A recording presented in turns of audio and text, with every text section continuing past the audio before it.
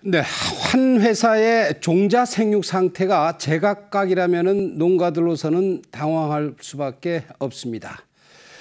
국립종자원은 종묘사와 농가들이 합의해 조사를 요청해야만 원인 조사에 나설 수 있다는 입장만 보이고 있습니다. 어떤 일이 벌어지고 있는지 조창범 기자가 보도합니다. 제주시 에얼룹의 한 육묘 농가입니다. 월동 채소인 콜라비를 재배하려는 농가로부터 종자를 받아 대신 육묘를 해주고 있습니다. 그런데 일부 콜라비 종자가 제대로 싹이 나지 않고 있습니다. 큰 떡잎 2개와 그 사이에 순이 돋아나는 게 정상적인데 한쪽 떡잎이 타들어가는 듯한 기형이고 제대로 자라지 않고 있습니다.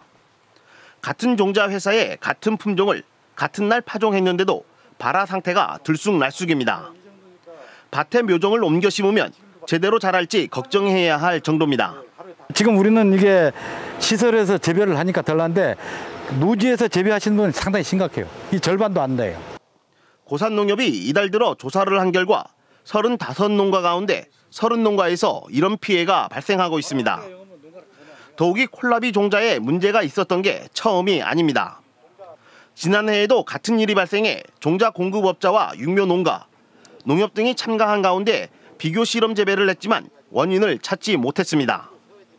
제주자치도 농업기술원은 지난해 1월 이전 체종에 수입된 콜라비 종자는 정상 발화하지만 그 이후 체종한 종자에서 문제가 나타나는 것으로 보고 있습니다.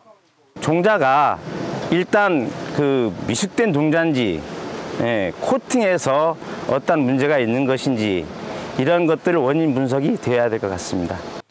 종자업체와 농민 사이에 마찰까지 불거졌지만 국립종자원은 종묘사와 농가들이 합의해 조사를 요청해야 원인 조사에 나설 수 있다는 입장만 보이고 있습니다.